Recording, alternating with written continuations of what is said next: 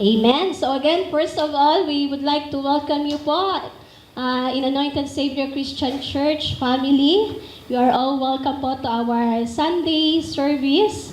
And nagagalak po kami na makasama kayo sa umagang ito. Sa ating mga bisita, welcome po. Welcome din po sa mga online viewers namin dyan. Okay? So, kinalulugod po namin kayo na makasama sa umagang ito. At again po, atin pong lasapin ang salita ng Diyos sa umagang ito. Handa na po ba kayo? Amen. So last Sunday po, and the following Sundays, we talk about serving God. Amen? Amen? Yes, but this time, let us talk about the calling of God sa mga buhay natin.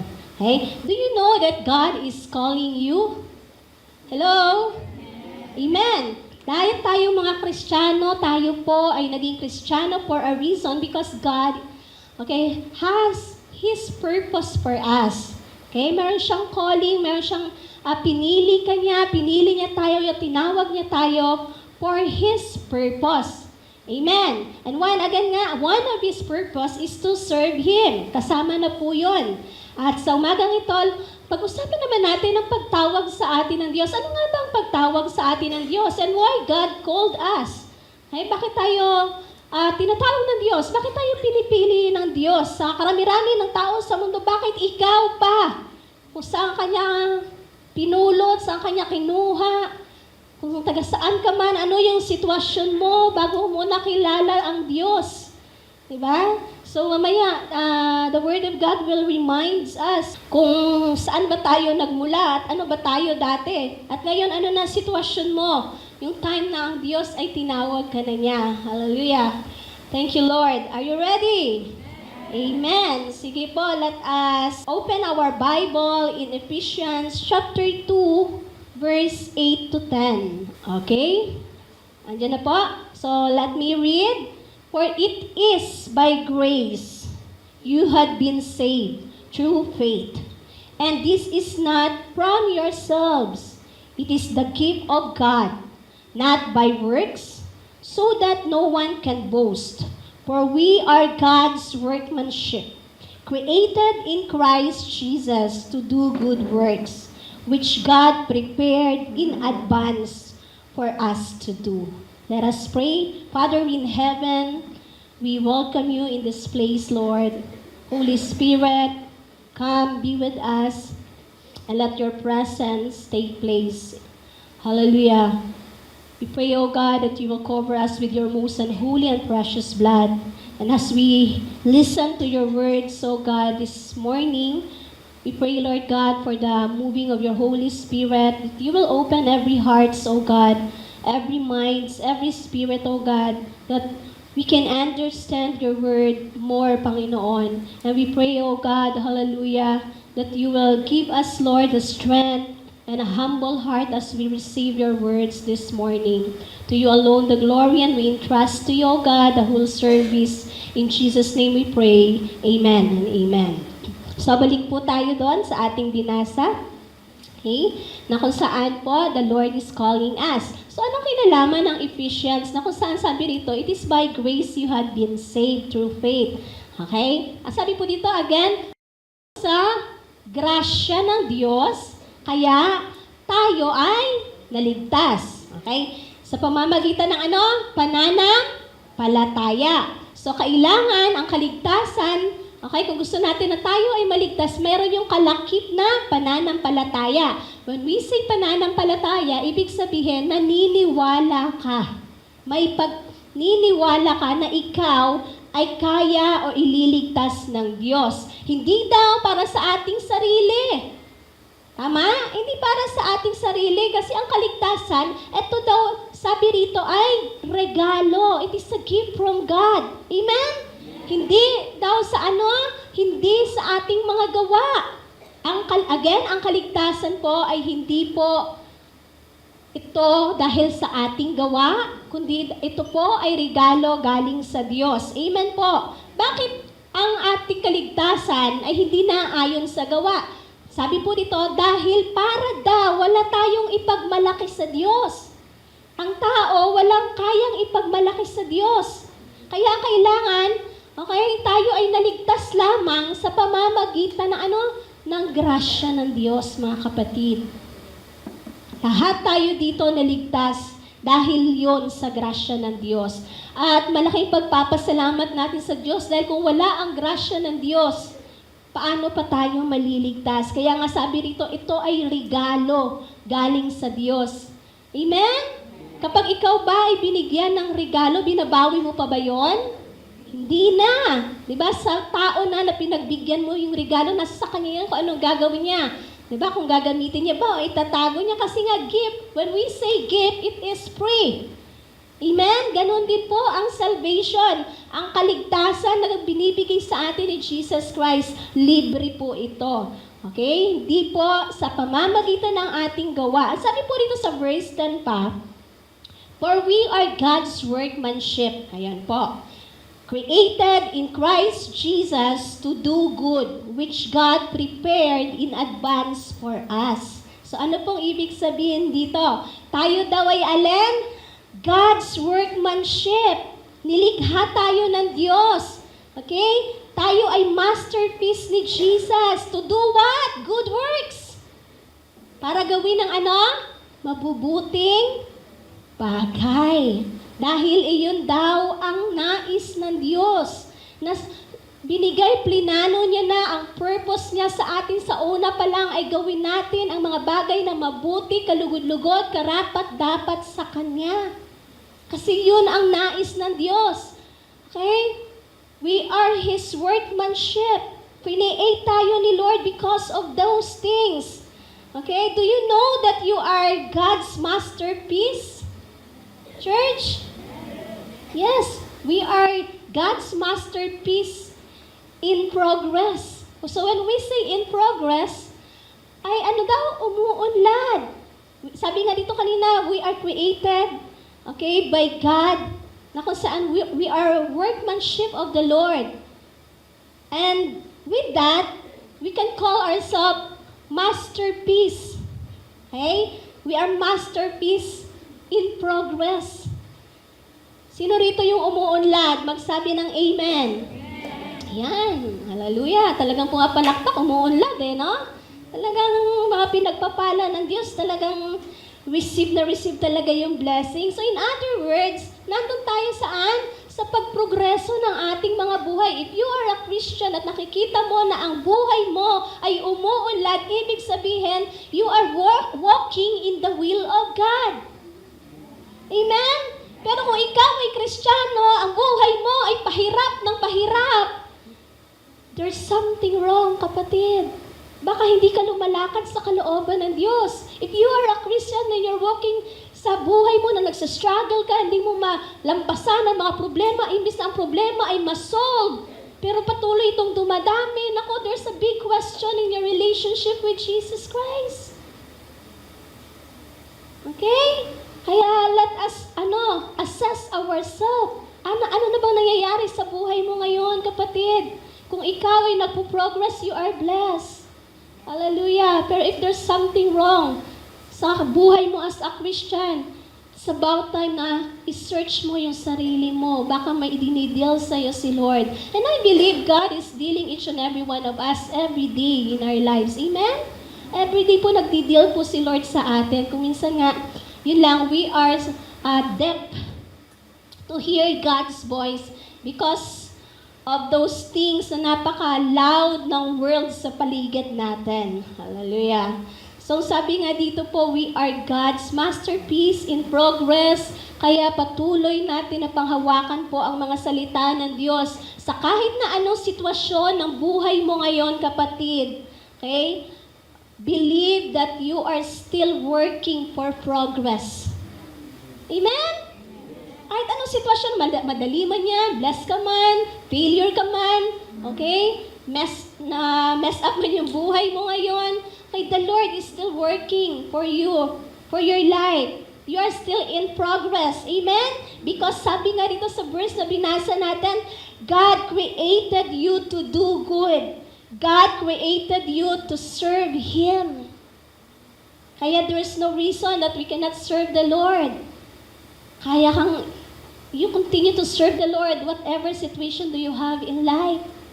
Choose to serve God. Walang talo sa naglilingkod sa Diyos. Amen. Amen. Hallelujah. Praise God.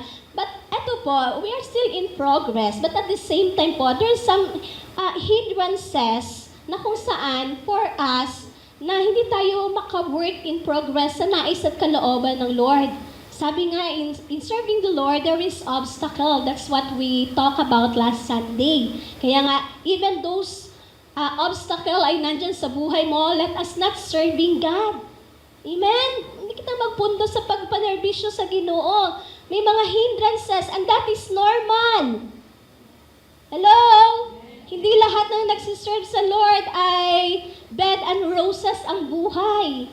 Talagang kahit nagsiserve ka sa Lord, you are still tested by those trials, struggles, challenges in life. Amen po? And one of the hindrance na sinasabi dito na kung bakit minsan hindi natin marinig ang sinasabi ng Diyos is because of sin. Dahil sa kasalanan. Kung bakit minsan, okay, hindi natin marinig ang tawag ng Diyos. Sabi nga rito, self-will. Kahit may gusto ipagawa si Lord, ginagawa pa rin natin kung ano yung gusto natin. Diba? Matigas ulo natin. Yan. Those reason. Matigas puso natin. Malayo tayo sa Lord. Mas gusto natin pakinggan yung mundo kaysa sa sinasabi ng Diyos. Mas gusto natin makinig sa mga entertainment kaysa magbasa tayo ng salita ng Diyos. Mas gusto natin mag-scan na lang sa social media, in different platforms, kaysa sa i-entertain tayo ni Holy Spirit. But anyway, hindi naman po masama ang ganyang mga bagay. Pero dapat, as a Christian, we know our limits. Amen? Alam natin, limit natin. Kung time na for devotional, kung time na for prayer, kung time na para sa gawain, kung time na para sa ministry, then stop it. Kung time na for work, then stop it. Diba? Kung time na for study, tama na yan, hinto na. Hindi na lang buong araw nandiyan ka. Kaya kita mga Kristiyano, dapat maging wise kita, especially sa panahon ngayon. Kasi ang dami-daming ways ang kaaway. Para tayo po ay i-tempt. Para tayo ay ihulog sa bangin ng kasalanan. Kaya kailangan natin maging wise. Sabi mo sa katabi mo, maging wise ka nga.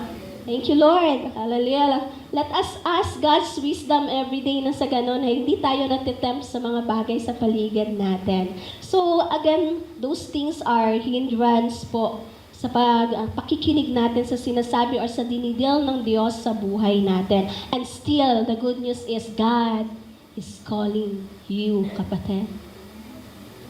Amen? God is calling you. So, let's talk about why God is calling you. Bakit ka tinatawag Diyos? Yan. Ano nga bang meron sa'yo? Bakit ka pinili ng Diyos? Bakit may gustong sabihin sa'yo ng Diyos? Diba? Ano ang nais ng Diyos para sa'yo? Bakit po? Bakit? Hallelujah. Let us read Matthew chapter 9, verse 9 to 13. Hallelujah. Pero let us read muna hanggang 11. Sabi po dito, as Jesus was going down to the road, he saw Matthew sitting at his tax collector booth. Come, be my disciple, Jesus said to him. So Matthew got up and followed him. That night, Matthew invited Jesus and his disciples to be his dinner guest, along with his fellow tax collectors and many other notorious sinners. And when the Pharisees saw it, they said to his disciples, why does your teacher eat with tax collectors and sinners? Nakuha niyo po yung story? Okay? Isang beses daw, okay, nakita ni Jesus si Matthew na nakaupo doon na nanginingil ng kanyang buwis. And then, Ano ka lang po sa Tagalog para makarelate ang ating mga kapatid. Okay? Then nakita siya ni Jesus. Sabi ni Jesus, tumayo ka dyan. Sumunod ka sa akin, sabi ni Jesus sa kanya. Then si Matthew, dahil nakita niya na napakaraming ginagawang kababalaghan si Jesus na to. So, talagang sumunod siya. O, di ba? Kasi nakita niya na there's something na maganda sa taong ito. Kaya nga in-invite niya si Jesus sa kanilang tahanan kasama ang kanyang mga disciple para mag-dinner. Then nakita ng mga Pharisees. Sabi nila, bakit itong si Jesus nyo ay nakikisama doon sa mga tax collectors at saka sa mga notorious sinners? Hindi lang sinners po, kundi notorious sinners talaga. Okay? Kaya in other words, nagtaka sila. Bakit yun ginawa ni Jesus? Okay? But you know, bakit ginawa ni Jesus yun? Because Jesus has a purpose. Amen? May purpose si Jesus kung bakit siya naki-dinner o nag-join kumain with those tax collectors na kung saan mga corrupt siguro sila that time, hindi natin alam, and they are sinners. May rason si Jesus. Okay? So in other words po, kahit pala makasalanan, pwedeng tawagin ng Diyos. Amen? Hallelujah. And ano yung pagtawag ng Diyos unang-una sa atin? Like for example, di ba katulad natin, before tayo din ay makasalanan. Pero dahil sa pag-ibig at magandang plano ng Diyos sa atin, ay isa tayo sa mga pinili niya para magkaroon ng intimate relationship with His Son, Jesus. Again, si Matthew, nung siya ay tinawag ni Jesus habang siya ay naniningil ng buwis, wala siyang pag-aalangan na nag-follow siya kay Jesus. Alam ni Matthew, kilala ni Matthew, na there's something good na makukuha siya. At at the end, naging disciple siya ni Jesus. Hallelujah. So, let's go back that God wants us to have a relationship with His Son, Jesus. At the same time, in application with us, God is also inviting you. Amen? God is also inviting you to have a personal relationship with Him. Okay? Sabi nga rito, it is a kind of relationship based on faith. Yung relationship na merong pananampalataya. Okay? Your trust in Jesus. Yan, pananampalataya kay Jesus. It is a relationship based on the work of salvation done by Jesus and not yourself. Yan po yung kanina yung text natin sa Ephesians. Na not by ourselves po. Okay? Kundi po, galing to kay Jesus. Ang salvation. A kind of relationship na gusto ng Diyos para sa atin. Amen? Hallelujah. Sino pong gusto ng ganitong klaseng relationship? Amen? Relationship based on faith. Hallelujah. Relationship based on the work of salvation. Yan. Thank you, Lord. Another slide. Sabi nga rito po, if we want to hear God's calling, you need to have an intimate relationship first to Jesus. Yan. Kung gusto daw natin na marinig ang pagtawag ng Diyos sa atin, unang-una, magkaroon tayo ng intimate relationship. Hindi lang basta relationship. Yes, all of us po dito, meron tayong relationship kay Jesus. But the question is, intimate ba yan? Diba? Intimate ba talaga yung relationship mo kay Jesus? O kung kapag matutulog mo lang siya naaalala? O kaya kapag ikaw ay malungkot? O kaya kapag ikaw ay may sakit, doon ka lang tumatawag sa Diyos o doon mo lang naaalala si Lord. Hindi mo masasabing intimate yan kapag lumalapit ka sa Diyos kung may kailangan ka lang. Ang intimate relationship in good times and in bad times, healthy ka man or you are unhealthy, Ano mang sitwasyon mo, ikaw ay nandyan pa rin, close ka pa rin kay God. Amen? Yan, intimate po. Talagang dapat malapit tayo kay Lord. Kung gusto natin marinig ang dealing ng Diyos sa buhay natin. Hallelujah, praise God. Thank you, Lord. Next, Matthew chapter 9, verse 12 to 13. Sabi po dito, when he heard, ano to po yung pagpapatuloy po to ng story kanina ni Jesus kay Matthew. So yun na nga, when they heard this, Jesus replied. Narinig ni Jesus yung sinabi nila. Dan sinagot sila ni Jesus, healthy people don't need a doctor. Sick people do. Then he added, now, go and learn the meaning of this scripture. Sabi niya sa mga Pharisees, I want to be merciful. I don't want your sacrifices. Sabi niya po yun sa mga Pharisees, ha? Again, yung mga Pharisees po, they are the priests. Okay? Sa time ni Jesus. Sabi pa ni Lord, for I have come, Jesus said, for I have come to call sinners, not those who think they are already good enough. In other translation, hindi ako naparito para sa mga matuwid. Sabi ni Jesus, ako ay naparito para sa mga makasalanan. Sinong matuwid rito? Magsabing amen. Wala. Very good. Nakikinig kayo. Hallelujah. Yes.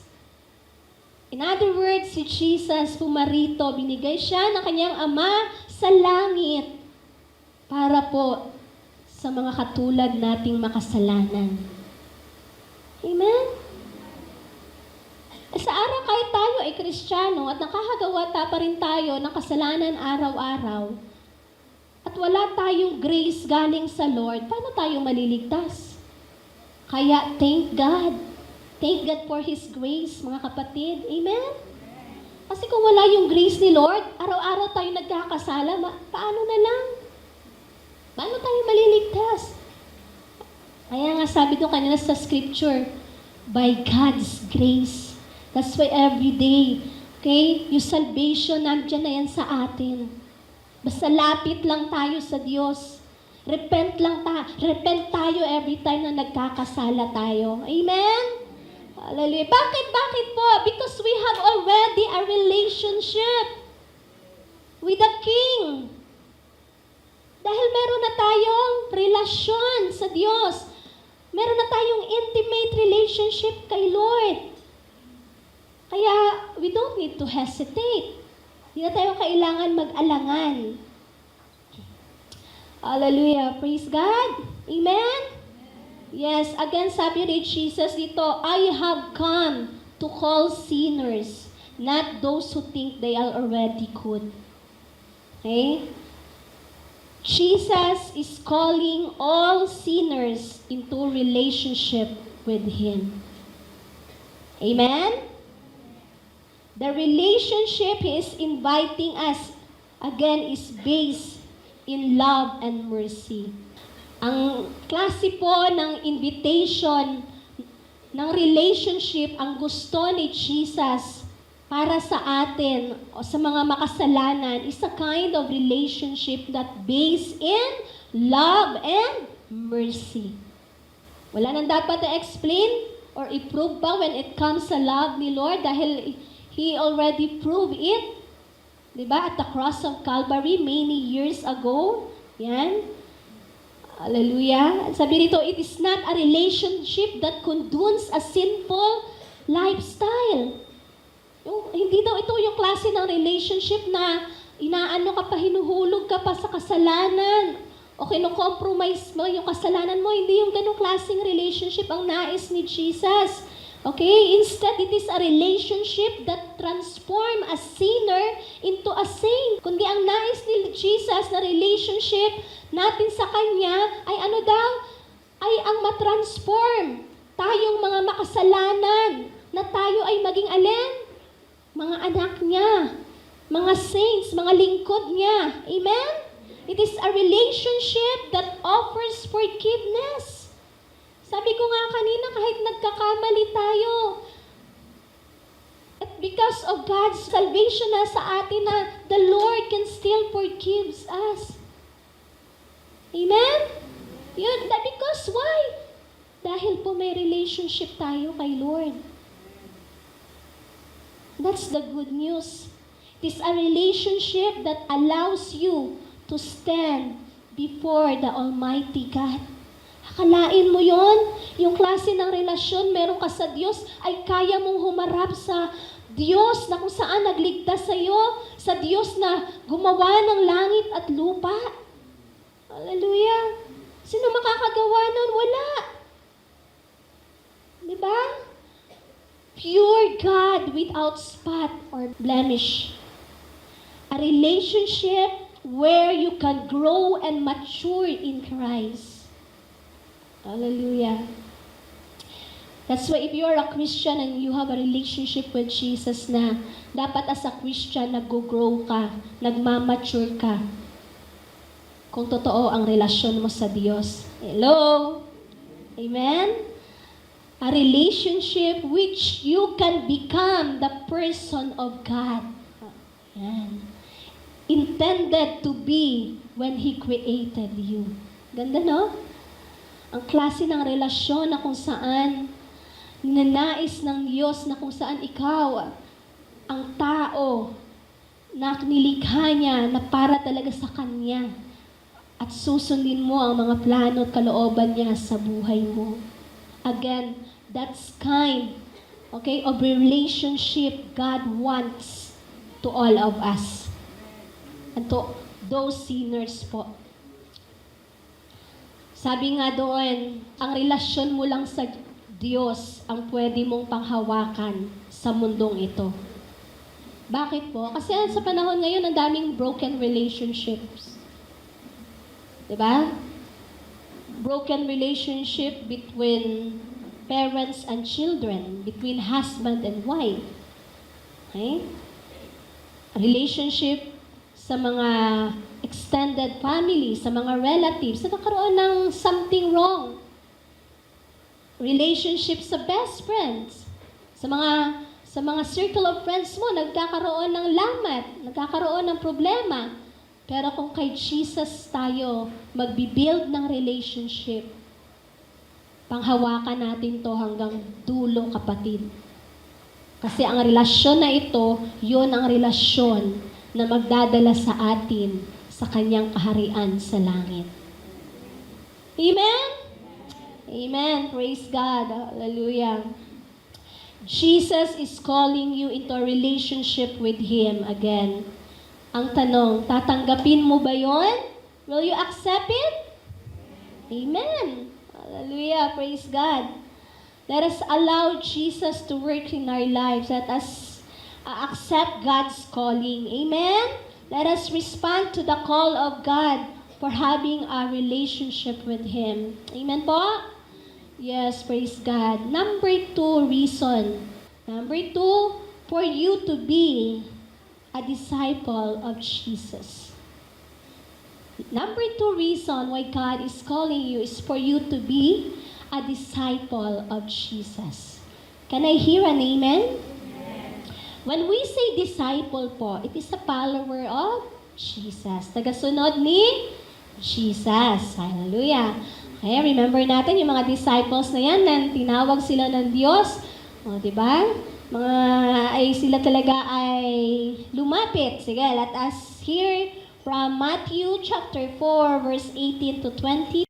Okay, one of the example here. One day as Jesus was walking along the shore beside the Sea of Galilee, He saw 2 brothers, Simon, also called Peter, and Andrew, fishing with a net, for they were commercial fishermen. Jesus called out to them, "Come, be my disciple, and I will show you how to fish for people." And they left their nets at once and went with Him. Sumunod ba sila kay Jesus? Amen. God is calling you to go. Amen? Like these disciples, sila nga daw ay alin? Sabi rito, they were commercial fishermen. Talagang yun yung nila, trabaho nila. Anong dumating si Jesus, sabi ni Jesus, come, be my disciple. Sabi ni Lord, tuturuan ko kayo kung paano mangisda ng mga tao. Paano ba mangisda ng mga tao, mga kapatid? Meron bang bunit? Kailangan ba ng, ano ngayon nilalagay sa bunit? Paon. Okay? Ano ba yung paon? Hipon. Ano pa ba? Isda, bulate. O, yun. Ano pa? Kailangan ba yon para manghuli ng tao? Hindi. O, diba? Paano sila natuto na mag-fish ng people? Diba? Tinuruan sila ni Jesus. Because they have already an intimate relationship kay Jesus, kaya natuto sila kung paano mag-fish ng people. Okay? Anong binimin dito na mag-fish ng people? Hindi po literally na mag-fish ng people, manghuli ng tao, ha? Hindi po ganon. Minimin po ni Jesus, okay, na mangisda ng mga tao pabalik sa kamay ng Diyos. Okay? Na tayo po ay magdala ng mga tao papunta kay Jesus. Magdala ng mga tao na makapanumbalik sa Panginoong Jesus. Kasi nga po, ang tao ay makasalanan. And pumunta si Jesus dito sa earth to save people. Yun nga lang, sad to say, hindi lahat. But Jesus wants everyone here in this world to hear the Word of God, to hear His gospel. So it's up to the people na kung they will accept the invitation of Jesus. Diba? Pero yun ang sabi ni Jesus, mangingisda sila. Magdadala sila ng mga tao pabalik sa Diyos. At dahil ang mga taong ito ay talagang pinili ni Jesus, that's why sumunod sila kay Jesus. Amen? So, in application po sa atin, as a believer of the Lord Jesus Christ, as a believer that we have an intimate or relationship with God, the Lord is also calling us to be His disciple. Amen. Nais ng Diyos po na tayo din po ay maging isa sa mga disipulo niya. Hallelujah. Sino pong gusto maging disipulo ni Jesus, magsabing amen. Sinong gusto maging tagasunod ni Jesus? Yes. At bilang mga disciples ni Jesus, we need to spend time with Jesus. We need to learn things from Jesus. Amen? Yes. In John chapter 12, verse 26, sabi nga ni Jesus dito, whoever serves me must follow me, and where I am, my servant also will be. My Father will honor the one who serves me. Isa sa mga reason kung bakit nais ng Diyos, ni Jesus, na maging disciples niya tayo is because He wants the Father will honor you as you serve God. Amen? Gets niyo po? Hindi lang si Jesus, kundi the Father in heaven will also honor you, will also acknowledge you. Ang galing-galing ni Jesus, hindi talaga napaka-selfless talaga ni Jesus. Pwede namang siya lang Siya lang yung i-recognize ng Father. At bakit gusto ni Jesus maging disciple tayo? Because again, gusto ni Jesus na i-recognize din ng Father ang ating service. Amen? Kota na tayo, may Jesus na, may Father pa, may Holy Spirit pa. Sino pang hindi susunod kay Jesus niyan? Diba? Kompleto na tayo mga kapatid. Hallelujah. Praise God. Amen? Palakpakan nga natin si Lord. Hallelujah. Praise God. Thank you, Lord. Again, Jesus calling you to be His disciple. Sabihin mo nga sa katabi mo, disciple ka ni Jesus. Tingnan mo nga sa mata, mukhang disciple ba? Mukhang katanggap-tanggap ba bilang mga disciple yan? Hallelujah. Yes. Okay? Katanggap-tanggap nga. Number 3. Hallelujah. Ano po? Number 3 reason why God is calling you is because God is calling you to be in the ministry. Mga kapatid, number 1, magkaroon ng relationship sa Kanya. Not just relationship, but intimate relationship. If you want to hear the dealing of God in your life. Number 2, okay, para magkaroon ng to be His disciple. And number 3, the Lord is calling you to be in the ministry para paglingkuran ang Diyos. Hindi po talaga nawawala ang pagsiserve kapag ikaw ay naging Kristiyano na. Kasama po talaga. Kasama po yan sa pagtubo, sa pag-grow, sa pag-mature natin as a Christian. Tama? As you disciple that person, ay unti-unti mo na siyang ini-involve sa ministry. Kasi doon siya magmamature. Doon siya mag-grow. Pero sometimes, depende pa rin sa personality ng tao. Okay? So, ayun nga po. Hindi talaga nawawala ang pagsiserve sa Diyos. Kasama talaga siya. Isa siya sa mga reason kung bakit tayo tinatawag ng Diyos. Kaya kung ikaw ay Kristiyano na, meron kang relasyon sa Diyos, pero hindi ka nagsiserve, kapatid, kailangan mo nang mag-serve dahil kasama yun. Ayaw ng Diyos na maging stagnant ang iyong pagsunod sa Kanya. Gusto ng Diyos na lumago ka. Gusto ng Diyos na mag-mature ka. Sino rito gusto ng bonsai ka spiritually? Alam niyo yung bonsai, hindi siya tumataas. Doon sa Capitol, maraming bonsai. Diba? Ang ganda nila tingnan, pero hindi sila lumalaki. Pero iba naman yun. Siyempre, tanim yun, maganda yung tingnan. Spiritually speaking po, okay? Ganun din yung spiritual ng tao na Christian na siya, may relationship siya kay Jesus Christ, pero hindi siya nagsiserve. Ang tawag sa kanya, bonsai. Kaya kung ayaw mong maging bonsai, mag-commit ka, mag-ministry ka. Tikurabi yung kaibigan ba, mag-ministry ka? Diba? Oh, natakot na kayo, no? Sige, hindi pagtikura, kalabita lang. Ministry tayo, kapatid. Sige nga. Serve din tayo. Amen? Isa po yun kasi sa pagtawag sa atin ng Diyos. Sabi nga rito, God is calling you to serve. To serve what? To serve His church. To serve the body of Christ. To serve other people by helping them to grow spiritually. Amen? Ito pong ginagawa ko, this is one of the example of serving. Okay? Pinipid po kayo ng Word of God through this life. Pero ang source po nito ay si Lord, si Jesus. I cannot stand here without the presence of God, without Jesus, without the Holy Spirit.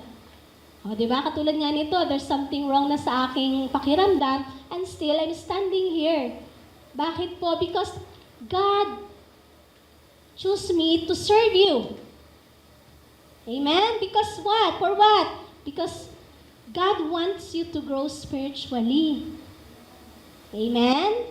Hallelujah. So in the ministry, it is not just sitting, okay? All the day for prayer, for reading the Bible. Okay? Hindi mo daw masasabi ng ministry na nagpipray ka lang, nagre-read ka lang ng Bible. Actually, praying and reading the Bible is devotional. It is called devotional. Okay? So hindi siya ministry. Ang ministry is you serve others. You serve other people in the church and outside the church. Gets? Yes, kaya nga po yung ating gawain doon sa Sitio Guba, sa Tigayon, that's ministry. Okay, mga Bible study that you have, house churches that you have, okay, people that you are ministering, that's ministry. Amen. Ushering, welcoming ministry, worship ministry, cleaners ministry. Hallelujah. Sabi nga dito po, you need to feed your own spirit. You need to talk to the people. You need to minister to other people. You help our communities. You serve people. That's ministry. Amen? Ministry is serving other people. At isa yan sa pagkatawag sa atin ng Diyos. Ephesians chapter 4, verse 11 to 13, sabi po dito, Christ chose some of us to be apostles, prophets, missionaries, pastors, and teachers, so that His people would learn to serve and His body would grow strong. Okay? This will continue until we are united by our faith and by our understanding of the Son of God. Then we will be mature just as Christ. See? And we will be completely like Him. Ang ganda ng sinabi rito sa huli. Okay? Ito pong mga apostles, prophets, missionaries, pastors, and teachers. Okay? Sila po ay mga talagang pinili ng Diyos and nasa specific purpose for what daw? Okay? To learn, serve, and His body would grow strong. Para po tayo ay mag-mature spiritually dahil sa mga taong ito, sa mga pastors, prophets na to, missionaries, teachers. Kasi nga, they feed us by the Word of God. Okay, they live in a righteous living because they are servants of God. But it doesn't mean na kailangan mong maging pastor, maging missionary, maging teachers, or maging prophets to serve God. It doesn't mean. Okay? Ministry again is serving other people. Kahit anong pwede mo na ma-serve ang ibang tao, that's what we call ministry. Hindi mo na kailangan na mag-enroll ka pa or else tinawag ka in that specific purpose. Gets po? Yan. Marami pong ministry na pwede tayong gawin. Hindi lang po sa mga bagay na yan. Ito po ay very specific. At sinabi rito, ang ganda na sinabi po dito, gusto ko to. Okay? By our understanding of the Son of God, then we will be mature. Okay? Sabi ko sa inyo, sila yung tutulong sa atin para mag-mature tayo spiritually. Just as Christ is. And we will be complete like Him. Ano po ang kukumpleto po sa atin na mga tinawag at pinili ng Diyos? Ano po ang kukumpleto? Sabi po doon, kung we will serve the Lord. You know, we will be completely like Him. Hallelujah. Naintindihan po? In summary po, okay, let's have a review. Why God is calling you? Why God is calling us? Because number one reason, ano nga po yon? Because God wants us to have a personal, intimate relationship with Jesus. And number two, the reason why God called us is because, yes, He wants us to be His disciple. Kailangan po talaga disipulo tayo ni Jesus, mga kapatid. Incomplete yung pagiging Christian mo if you are not a disciple of Jesus, if you are not a follower of Jesus. And number three, reason why God called us. Because He wants us to be in the ministry.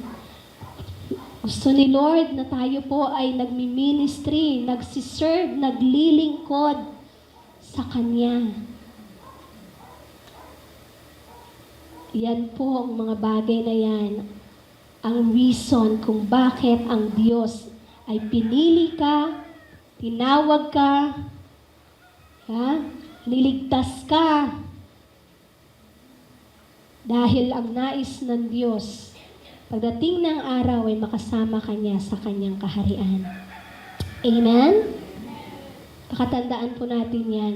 Kaya kung may kulang dyan sa tatlong yan, okay? Pag-isip-isip ka kapatid, kailangan mo nang i-fill in yan bago mahuli ang lahat. Yan ang pagkatawag ng Diyos sa mga tunay na mga Kristiyano.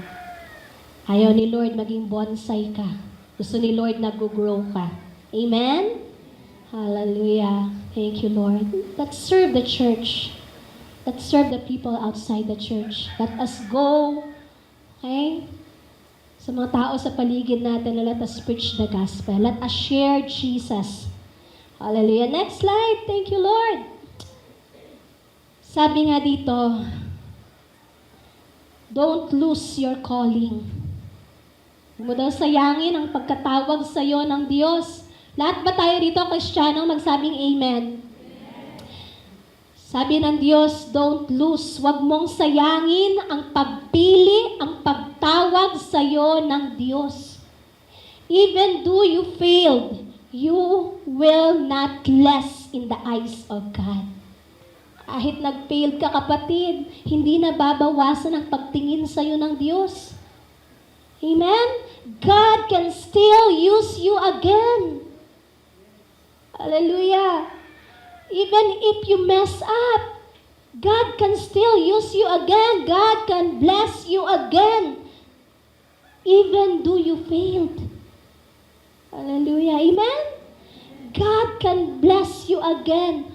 Do you failed? God can restore your dreams. He gives you another vision. Amen? Yung mga bagay na nawala sa'yo kasi nakalimot ka sa Panginoon, tumalikod ka sa Panginoon, nanghina ka sa Panginoon, God can restore all of those things. Yung mga ninakaw sa'yo ng demonyo, kayang ibalik yan sa'yo ng Diyos. Amen? Hallelujah. He gives you another vision. He can give you a new anointing. Nawalan ka man ng anointing, kayang i-restore, ibigay yan sa iyo ng Diyos uli. Why? Because God is not finished with you. Hindi pa tapos ang Panginoon sa iyo, kapatid. May plano pa ang Panginoon sa iyo. You got a destiny, you got a work to accomplish. Amen? Meron ka pang tatrabahuhin. Meron kailangan pang ma-involve sa ministry. Meron ka pang magandang destiny. Meron pang magandang future na kinahaharap ka. Hindi mo man makita yan ngayon. Pero darating ang araw kapag lumapit ka sa Panginoon at muli ibinigay mo ang buhay mo sa Kanya. Ibabalik ka ng Diyos kung saan siya nag-umpisa na kumilos sa buhay mo. Niniwala ba kayo doon? Amen? And this morning po, before I pray, let us bow down our heads in the presence of the Lord. Again, hindi pa tapos ang Diyos sa iyo. Marami pang bagay ang nais ng Diyos na maranasan mo sa buhay kasama siya. Nais ng Diyos na makita ka niya na nagtatagumpay, na masaya at na-enjoy mo lahat ng blessings na ibinibigay niya sa iyo.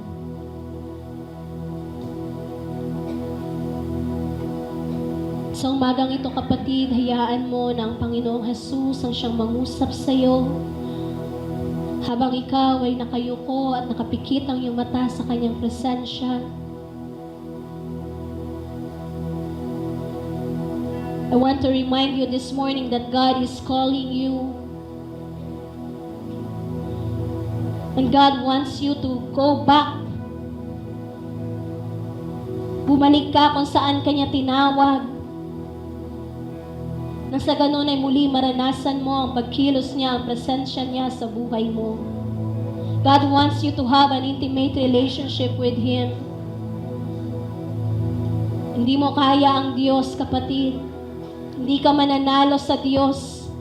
Kahit gaano mo man katigas ang iyong puso, ang iyong ulo, ang pag-walk out o pagtalikod sa tawag niya sa iyo, hindi ka pa rin mananalo. Dahil ang buhay mo ay nasa kamay ng Diyos at ibabalik ka pa rin ng Diyos sa Kanyang mga kamay dahil may plano siya. Dahil mahal ka niya. Dahil ang gusto niya gamitin yung buhay mo.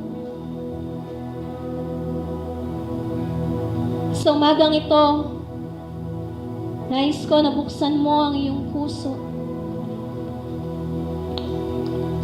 Ang Diyos ay nangungusap sa iyo.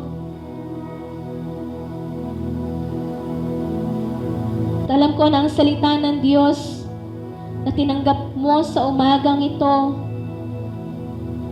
ay nakapagbigay ng kalakasan sa iyo spiritually.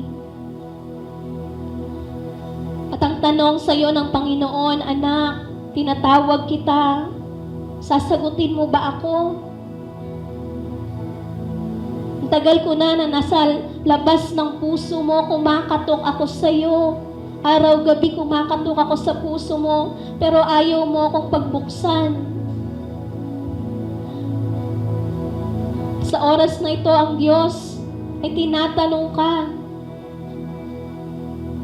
pwede mo bang buksan yung puso mo para sa akin? Na muli pumasok ako, muli na maghari ako, muli na ang plano ko ang siyang mangyari at maganap sa buhay mo. Na muli na ako ay sundin mo, na muli na magkaroon tayo ng intimate relationship, na muli na maging malapit tayo sa isa't isa. Kahit na sa tagal ng panahon na palayo ka sa akin, ngunit anak, mahal pa rin kita. Hindi pa rin ako nag-give up sa iyo. Andito pa rin ako sa labas ng puso mo, kumakatok. Papasukin mo naman ako. Dahil ang nais ko talaga ay maghari sa buhay mo. Ito yung mga nais at kalooban na siyang maganap. Dahil ang mga plano ko ang nais kong maganap sa buhay mo. Hallelujah. Thank you for your gentle presence, God. Thank you, Holy Spirit. Speak to your children right now.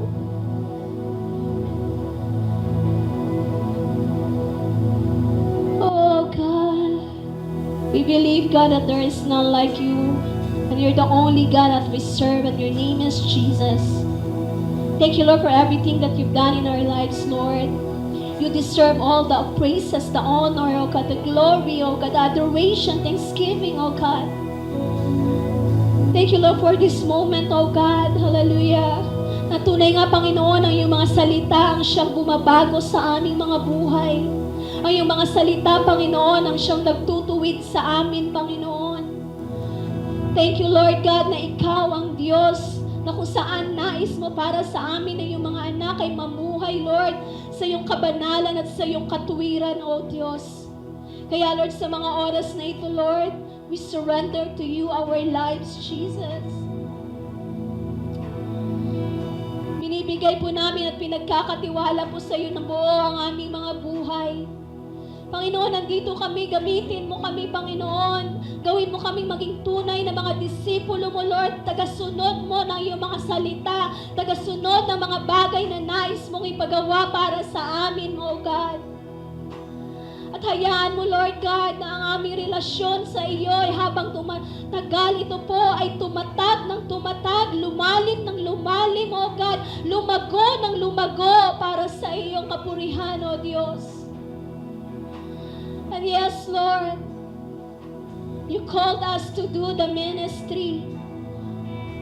You called us to serve the body of Christ. You called us to serve other people, Panginoon. And gave us the heart for that, oh God. Bigyan mo kami ng puso, Lord, na mahalin namin ang mga tao sa paligid namin. Hindi lamang ang aming pamilya, kundi Lord, ang body of Christ na kung saan ipinagkatiwala mo sa amin. Dahil naniniwala kami, Lord, nilagay mo kami dito dahil may purpose ka. Dito kami lalago, dito kami mamumunga. Kaya hayaan mo, Panginoon, ng aming mga buhay, Lord, ay kagamit-gamit, kalugod-lugod, karapat-dapat sa iyong paningin, O Diyos. And as we do that, O God, help us, Lord. Tulungan mo kami sa paglilingkod namin unang-una sa iyo. And always remind us, O God, that we are doing something, Lord. Hindi po namin to ginagawa sa iba, para sa ibang tao o kung kanino man. Kundi unang-una, Lord, yung puso namin ay ang laging inspirasyon sa ginagawa namin sa ministry, ay ginagawa po namin yon para sa iyo na aming Diyos. Lord, lagi mo pong ipaalala sa amin yan na sa ganon, mas lalo kaming magsisipag. Lagi ka naming maaalala na ikaw ang rason ng lahat, Panginoon. Marami pong salamat sa umagang ito.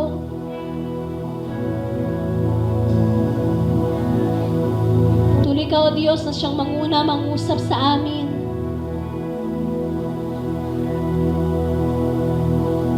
Balik mo kami, Lord, sa dating pagkatawag mo sa amin. Hayaan mo na maranasan namin ang iyong pagkilos. Makamta namin, Lord, ang magandang future, Lord, na i-prepare mo para sa bawat isa sa amin, Panginoon. Salamat po sa umagang ito. Pagpalain mo yung mga anak, tulad ng pagpapala mo sa amin ng iyong mga salita. Pulutin mo kami ng iyong banal na dugo. Bigyan mo kami, Lord God, hallelujah, ng pagpapala, siksik, liglig at umaapaw. At patuloy, Lord God, ng mga buhay namin ay gamitin mo para sa iyong karangalan. Sa ngalan ng Ama, ng Anak, at ng Espiritu Santo, na Diyos at aming tagapagligtas, sa lahat magsabi ng Amen! Amen! Praise God!